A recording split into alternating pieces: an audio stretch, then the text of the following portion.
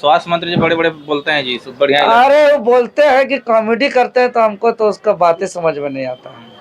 वो बोलते कम, उसको सीरियस बहुत कम रहते हैं, जबकि उसको एक बहुत सीरियस डिपार्टमेंट उनको मिला हुआ है। स्वास्थ्य विभाग मतलब समझ रहे हैं।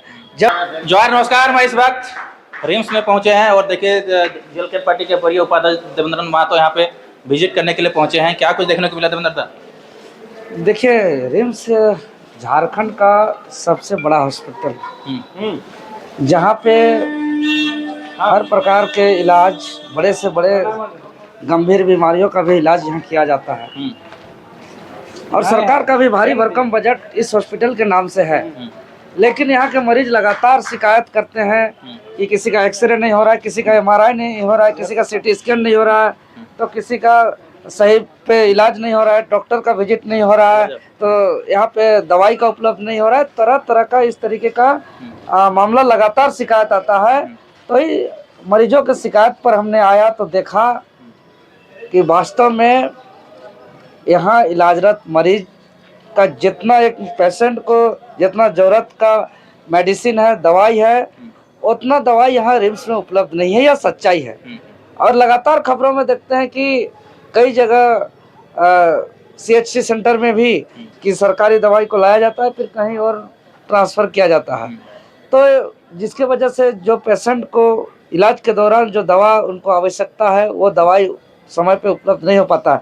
अभी देखें कि हम आते समय रास्ते भर में भी जितना कोई अंदर घुस रहे हैं, कोई ना कोई पेशेंट का अटेंडर है और उसके हाथ में कुछ दवाई है, कुछ इंजेक्शन है, कुछ झोला है तो उसमें कुछ चढ़ने वाला पानी है, तरह तरह का दवाई मेडिसिन हाथ में झोला में पकड़ पकड़ करके हॉस्पिटल के अंदर जाते हुए हमने कुछ को देखा, सबसे कुछ से बात भी किया।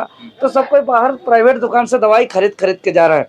तो यहाँ रिम्स में सुधार का बहुत आवश्यक है कि समय पर डायलिसिस का यहाँ बहुत समस्या है कि डायलिसिस नहीं हो पा रहा है, जिसकी वजह से बहुत ज़्यादा असमय मृत्यु हो और रही एक है। चीज़ आप सवाल कर रहे हैं, ऑर्थो में जितने भी सामान लगता है सब बाहर से मंगाया जाता है। जो 500, 1000, 2000 का दाम है उसको 10,000, 20,000, 30,000 लिया जाता है। देखिए, अगर मेडिकल फील्ड का जितने भी इक्विपमेंट आता है, अगर सबसे हैवी मार्जिन अगर किसी में है तो वो ऑर्थो विभाग के जो भी इक्विपमेंट है वो सबसे ज़्यादा आता है। जैसे कि मान के चलिए कोई टैबलेट है, इंजेक्शन है, सुई है, दवाई है, इसमें सारों में सारे जितने में कमीशन है, सबसे ज़्यादा अगर कमीशन है तो कहीं टूट गया है, कहीं किसी को जोड़ना है तो वहाँ पे जो आवश्यक इक्विपमेंट है, चाहे कोई विकलांग हो गया तो उनको चलने के लिए जो भी बैसाखी की आवश्यकता है, तो ये सारे इक्विपमेंट का में जो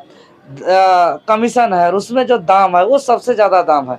इसलिए इन लोग का मिलीभगत रहता है। चूँकि एक मेडिकल फील्ड एक बहुत बड़ा कॉरपोरेट फील्ड है, बहुत बड़ा बिजनेस का फील्ड है, इसीलिए पेशेंट को सोचता है कि मजबूरी में गन्ना जैसा समझ करके उसको चूस लें। हालांकि हम उम्मीद करेंगे कि जो रिम्स है बेसहारा के लिए, पीड़ित समय के लिए, दुखित समय के लिए यह बहुत बड़ा सहारा है, यहाँ जान बचने की जगह है। तो हम यहाँ के तमाम अधिकारी, पदाधिकारी, डॉक्टर, सभी टीम जो भी ईमानदारी पूर्वक काम कर रहे हैं उसको धन्यवाद देते हैं। और साथ ही साथ यहाँ पे जो पेशेंट को एक गन्ना की तरह समझ करके उनको जो चूसने का काम कर रहे हैं, काम पे लापरवाही कर रहे हैं, जिसकी वजह से गरीब का जान जा रहा है। चूँकि यहाँ जो भी आते हैं सब मजदूर, गरीब, किसान तबके के लोग आते हैं और वो लोग चूँकि पढ़े लिखे भी कम होते हैं, उनको उतना समझ में नहीं आता है कि डायलिसिस क्या है, उनका क्या क्या उनका जांच है, एमआरआई क्या है, उनका एक्सरे कहाँ क्या किस तरीके से होता है, किस तरीके का जांच लिखा जाता है, उनको ऑलरेडी बहुत कम समझ में आता है। और उसको सहयोग नहीं करने की वजह से देखते हैं कि 10-10 दिनों तक जो है कि किसी का अल्ट्रासाउंड नहीं हो रहा है, तो 10-10 दिनों से किसी का ब्लड टेस्ट का रिपोर्ट नहीं आ रहा है। इस तरीके का शिकायत यहाँ आम है। आयुष्मान कार्ड से भी इलाज नहीं करते हैं। आयुष्मान का तो बहुत दिक्कत है यहाँ पे, क्योंकि हम लगातार कई पेशेंट का हम देखे, सामने से भी उसका आयुष्मान लॉगिन कराने का प्रयास किए, तो यहाँ सीधी जवाब रहता है काहे कि देखिए, एक तो 24 घंटा आयुष्मान के लिए यहाँ स्टाफ भी नहीं है, यहाँ 2 मात्र आयुष्मान लॉगिन करने वाले यहाँ कर्मी हैं और वो उसमें भी पेशेंट को बता दिया जाता है कि सर्वर डाउन है, लॉगिन नहीं हो पा रहा है। इस तरीके का बहानेबाजी के कारण जो है कि यहाँ आयुष्मान का लाभ बहुत कम पेशेंट को मिलता है, जबकि वही पेशेंट वही आधार कार्ड वही राशन कार्ड पर वही पेशेंट पर कोई और पेशेंट प्राइवेट हॉस्पिटल कहीं और हॉस्पिटल जाते हैं तो वहाँ पे देखते सब उसका लॉगिन हो जाता है, उस समय उसका थंबनेल भी एक्सेप्ट होता है, उस समय आधार कार्ड और वही राशन कार्ड सब मैच कर जाता है उनका, वहाँ पे कोई दिक्कत नहीं है। इसलिए कि आयुष्मान कार्ड के नाम से अगर वहाँ पे 30,000 40,000 50,000 का भी इलाज हो रहा है तो उसके नाम पर या 4 लाख 5 लाख का भी वो लोग बिल दिखा लेता है और सरकार से उसका वसूली कर लेता है। एम्बुलेंस वाला को क्या कहेंगे? एम्बुलेंस इसीलिए चाहता है कि जितने भी आयुष्मान धारक जो भी मरीज हैं, सेटिंग है या जो भी कहें, रिम्स में इलाज नहीं होगा, उसका प्राइवेट हॉस्पिटल में उनका इलाज होगा और उनका 40-50 हज़ार का भी उनका खर्चीला इलाज है तो उनको 4 लाख 5 हज़ार 4 लाख 5 लाख का उनको सरकारी पैसा को निकाला जाएगा, जो आम आवाम का टैक्स का जो पैसा है। एम्बुलेंस वाला को क्या कुछ किया? एम्बुलेंस वाला यहाँ से ले जाके प्राइवेट में कहीं भी फेंक देते हैं। सब कमीशन सेट है, बहुत बड़ा गलत धंधा चल रहा है मेडिकल फील्ड में। तो हम यही कहेंगे, देखिए एक इंसान है, एक मनुष्य है, एक मानवता है और मनुष्य जन्म में देवता भी तरसते हैं, तो जब वो मौत और ज़िंदगी का जंग जब लड़ता है तो उनका जीवन का ख्याल होना चाहिए, उनका इंसानियत का वो कैसे ठीक होगा इनका ख्याल होना चाहिए, उसका मजबूरी का फ़ायदा किसी को गलत फ़ायदा नहीं उठाना चाहिए। बहुत बहुत धन्यवाद। और बाकी हम सरकार को कहेंगे कि इस पर लगाम लगाए, इस पर कार्रवाई हो और उसके लिए एक स्पेशल निरीक्षण टीम तैनात किया जाए रिम्स के अंदर कि कौन कौन ब्लड सैंपल वाले यहाँ कमीशन खोर लोग घूम रहे हैं, कौन कौन दवाई बाहर से खरीदने वाले कमीशन खोर घूम रहे हैं, कौन कौन यहाँ के पेशेंट को कमीशन लेकर के दूसरा जगह शिफ्ट करा रहे हैं। तो ऐसा एगो निरीक्षण करे, निरीक्षण का एगो टास्क फोर्स टीम गठन करे, सरकार इस पर कंट्रोल करे। स्वास्थ्य मंत्री जी बड़े बड़े बोलते हैं जी, बढ़िया। अरे वो बोलते हैं कि कॉमेडी करते हैं तो हमको तो उसका बातें समझ में नहीं आता है, वो बोलते कम, उसको सीरियस बहुत कम रहते हैं, जबकि उसको एक बहुत सीरियस डिपार्टमेंट उनको मिला हुआ है।